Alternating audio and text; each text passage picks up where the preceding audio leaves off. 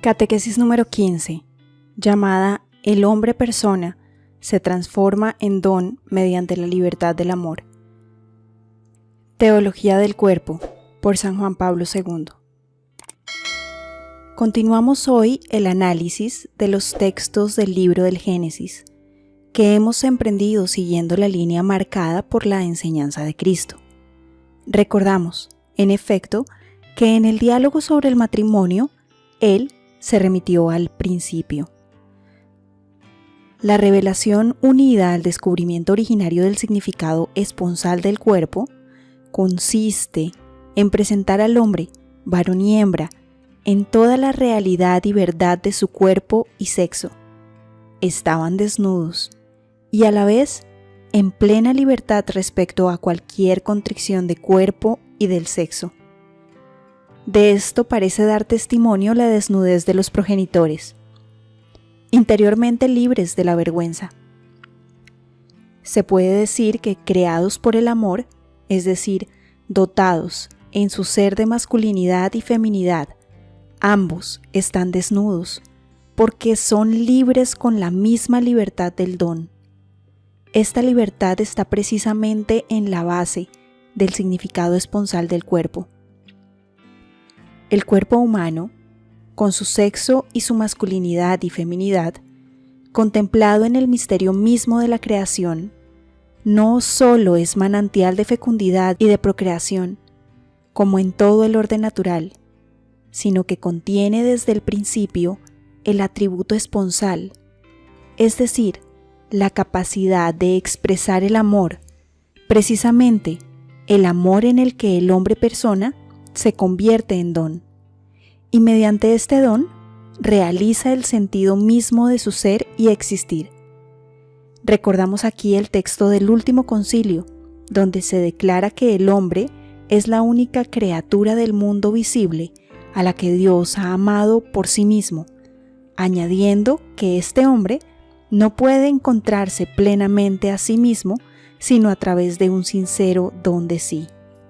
Recibiendo una ampliación sobre este tema, la catequesis tiene allí su primera nota, que dice: más aún el Señor Jesús, cuando pide al Padre que todos sean uno, como nosotros también somos uno, tal cual lo dice en Juan 17, 21-22, ofreciendo perspectivas inaccesibles a la razón humana, sugiere cierta semejanza entre la unión de las personas divinas y la unión de los hijos de Dios en la verdad y el amor. Esta semejanza muestra que el hombre, que es la única criatura en la tierra a la que Dios ha amado por sí misma, no puede encontrarse plenamente a sí mismo, sino a través de un sincero don de sí. Gaudium et Spes, numeral 24. El análisis estrictamente teológico del libro del Génesis, en particular la que encontramos en Génesis 2, 23-25, nos permite referirnos a este texto conciliar. Este constituye otro nexo entre la antropología adecuada y la teología del cuerpo, estrechamente vinculada al descubrimiento de las características esenciales de la existencia personal en la prehistoria teológica del hombre. Si bien esto puede encontrar resistencia por parte de la mentalidad evolucionista y también entre los teólogos, sin embargo, sería difícil no darse cuenta de que el texto analizado del libro del Génesis, especialmente el de Génesis 2, 23-24, demuestra la dimensión no solamente originaria, sino también ejemplar de la existencia del hombre, en particular del hombre como varón y hembra. Continuando con la catequesis, nos dice que la raíz de esa desnudez originaria, libre de la vergüenza, de la que habla Génesis 2:25, se debe buscar precisamente en la verdad integral sobre el hombre. Hombre y mujer, en el contexto de su principio beatificante, son libres, con la misma libertad del don. En efecto, para poder permanecer en esa relación de sincero don de sí, y para llegar a ser este don el uno para el otro, a través de toda su humanidad hecha de feminidad y masculinidad, y también en relación con esa perspectiva de la que habla Génesis 2:24, deben ser libres, precisamente de este modo. Entendemos aquí la libertad, sobre todo como señorío sobre sí mismo, autodominio. Bajo este aspecto, ella es indispensable para que el hombre pueda darse a sí mismo, para que pueda llegar a ser don, para que, refiriéndonos a las palabras del concilio, pueda encontrarse plenamente a través de un sincero don de sí. Así las palabras "estaban desnudos pero no sentían vergüenza" se pueden y se deben entender como revelación y a la vez descubrimiento de la libertad que hace posible y cualifica el sentido esponsal del cuerpo. Pero Génesis 2:25 dice todavía más. De hecho, este pasaje indica la posibilidad y la cualificación de esa recíproca experiencia del cuerpo, y además nos permite identificar el significado esponsal del cuerpo in actu. Cuando leemos que estaban desnudos pero no sentían vergüenza, casi tocamos indirectamente su raíz y directamente ya sus frutos. Libres interiormente de la constricción del propio cuerpo y sexo, libres con la libertad del don, el hombre y la mujer podían disfrutar de toda la verdad, de toda la evidencia humana, tal como Dios Yahvé se lo había revelado en el misterio de la creación. Esta verdad sobre el hombre, que el texto conciliar precisa con las palabras arriba citadas, tiene dos acentos principales. El primero afirma que el hombre es la única criatura en el mundo que el Creador ha amado por sí misma. El segundo consiste en decir que este mismo hombre, así amado por el Creador desde el principio, puede encontrarse a sí mismo solamente a través de un don desinteresado de sí. Ahora bien, esta verdad acerca del hombre, que parece captar de modo particular la condición originaria, en cuanto vinculada con el principio mismo del hombre en el misterio de la creación, puede releerse basándose en el texto conciliar en ambas direcciones. Esta relectura nos ayuda a entender todavía mejor el significado esponsal del cuerpo, que aparece inscrito en la condición originaria del hombre y de la mujer, según Génesis 2:23-25, y en particular en el significado de su desnudez originaria.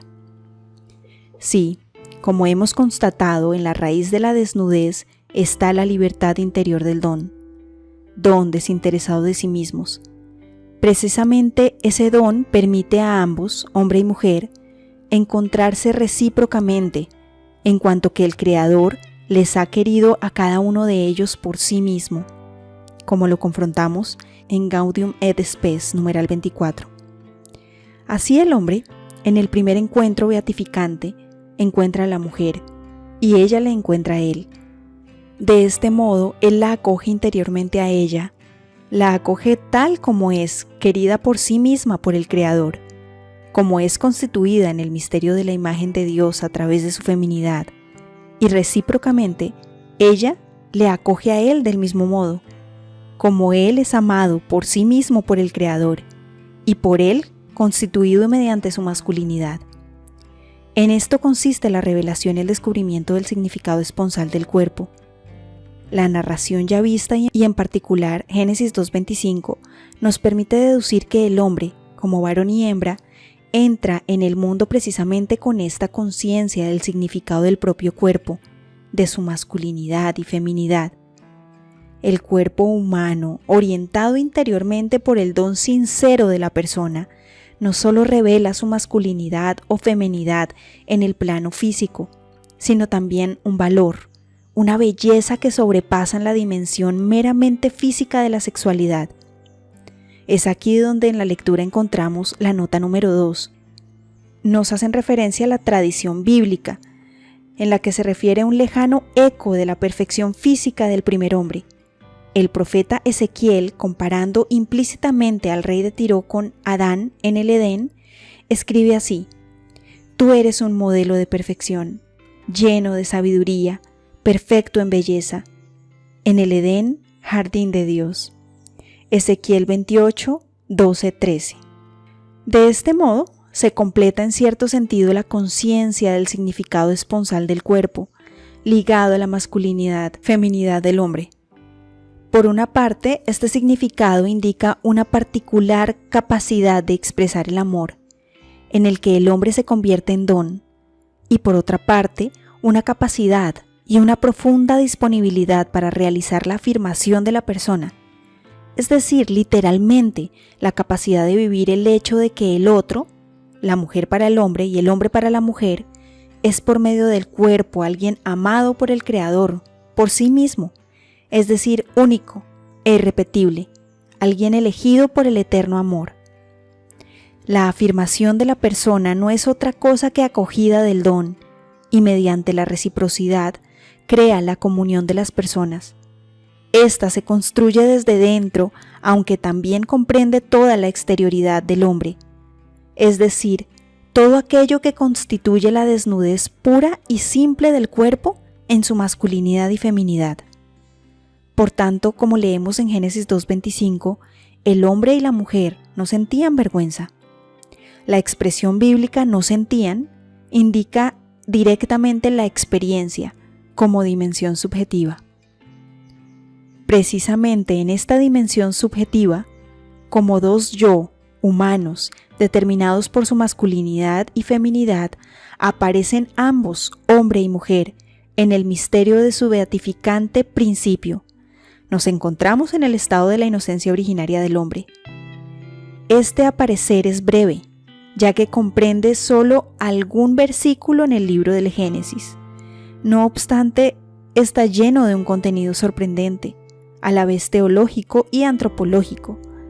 La revelación y el descubrimiento del significado esponsal del cuerpo explican la felicidad originaria del hombre y al mismo tiempo abren la perspectiva de su historia terrena, en el que él no se apartará jamás de este indispensable tema de la propia existencia.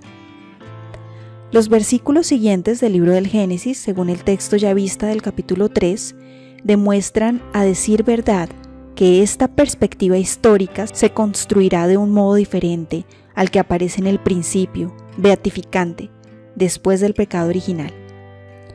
Por eso es mucho más necesario penetrar profundamente en la estructura misteriosa, teológica y a la vez antropológica de tal principio. En efecto, en toda la perspectiva de la propia historia, el hombre no dejará de conferir un significado esponsal al propio cuerpo, aun cuando este significado padezca y padecerá deformaciones múltiples. Permanecerá siempre como el nivel más profundo que exige ser revelado en toda su simplicidad y pureza, y manifestarse en toda su verdad como signo de la imagen de Dios. Por aquí pasa también el camino que va desde el misterio de la creación a la redención del cuerpo. Confrontémoslo en Romanos 8. Permaneciendo por ahora en el umbral de esta perspectiva histórica, nos damos cuenta claramente, basándonos en Génesis 2:23-25, del vínculo que existe entre la revelación y el descubrimiento del significado esponsal del cuerpo y la felicidad originaria del hombre. Así, entendido, el significado esponsal es también beatificante, y en cuanto tal, manifiesta en definitiva toda la realidad de esa donación de la que nos habla las primeras páginas del libro del Génesis. Su lectura nos convence de que la conciencia del significado del cuerpo, que se deriva de ellas, en particular de su significado esponsal, constituye el componente fundamental de la existencia humana en el mundo. Este significado esponsal del cuerpo humano puede entenderse solamente en el contexto de la persona. El cuerpo tiene un significado esponsal, porque el hombre persona, como dice el concilio, es una criatura que Dios ha amado por sí misma y que al mismo tiempo no puede encontrarse plenamente si no es mediante el don de sí. Si Cristo ha revelado al hombre y a la mujer por encima de la vocación al matrimonio, otra vocación, la de renunciar al matrimonio por el reino de los cielos, con esta vocación ha puesto de relieve la misma verdad sobre la persona humana. Si un hombre o una mujer son capaces de darse como don por el reino de los cielos, esto prueba a su vez, y quizás aún más, que se da la libertad del don en el cuerpo humano. Quiere decir que este cuerpo posee un pleno significado esponsal. Hasta aquí la catequesis número 15 de la Teología del Cuerpo, recibida por San Juan Pablo II y titulada El hombre persona se transforma en don mediante la libertad del amor.